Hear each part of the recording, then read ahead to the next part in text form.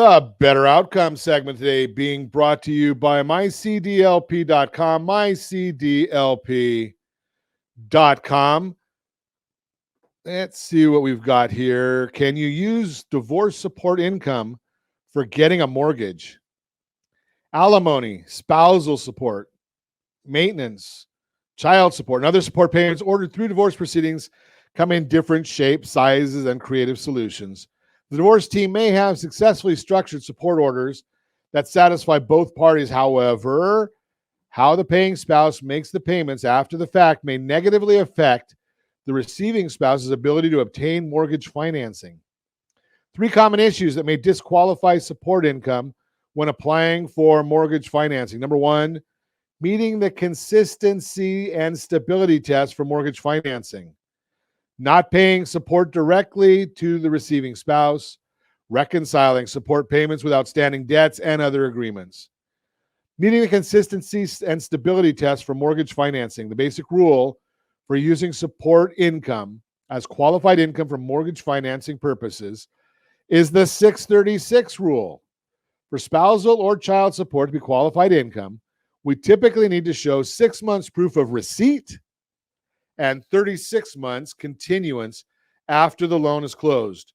When using a government loan, typically only 3 months receipt is required. That would be the FHA and VA loans.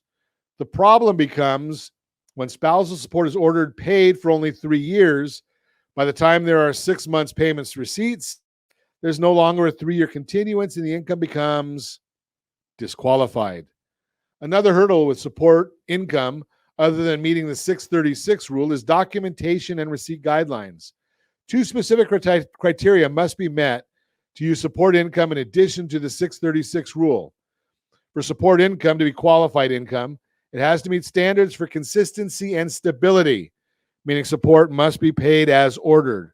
If the order says spouse A must pay $1,000 in spousal support to spouse B by the 5th of every month, and spouse A pays $1,000 in various amounts throughout the month, there will be an issue using the support. And of course, the payment received must not be inconsistent.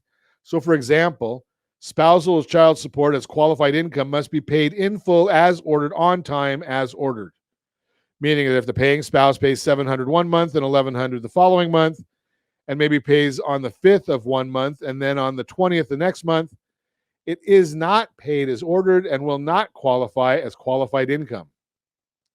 For example, consistency and stability may become an issue when support is based on the paying spouse's fluctuating income. Proper expectations need to be established to avoid the disqualification of such payment.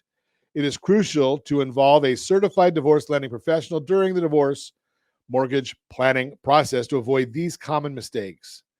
Not paying support directly to the receiving spouse. Oftentimes, a former spouse is concerned about transferring money from their personal account to the receiving spouse's account, so they agree to transfer the funds to a joint account, and then the receiving spouse moves the money out from there.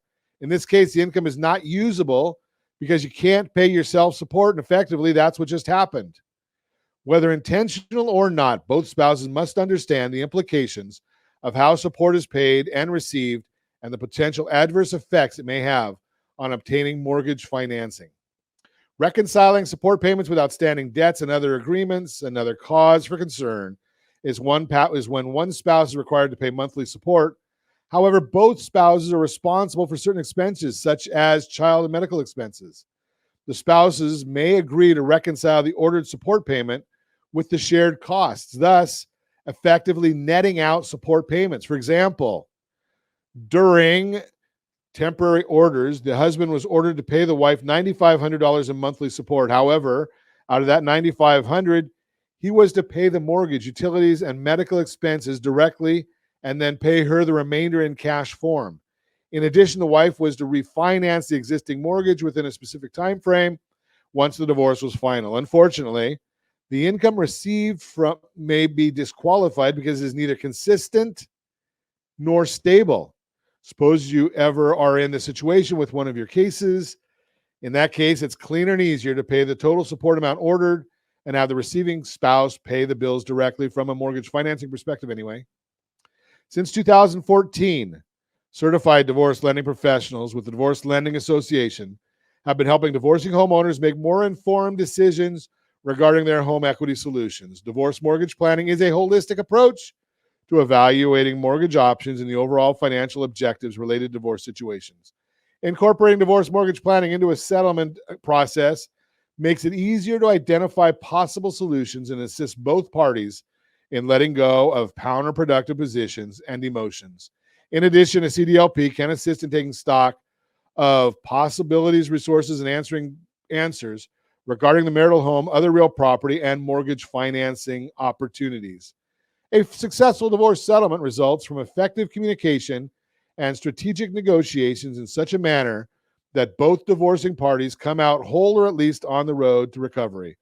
Working together as a team and incorporating divorce mortgage planning into the settlement cycle with a certified divorce lending professional will ultimately result in a better solution and better outcome for the divorcing couple.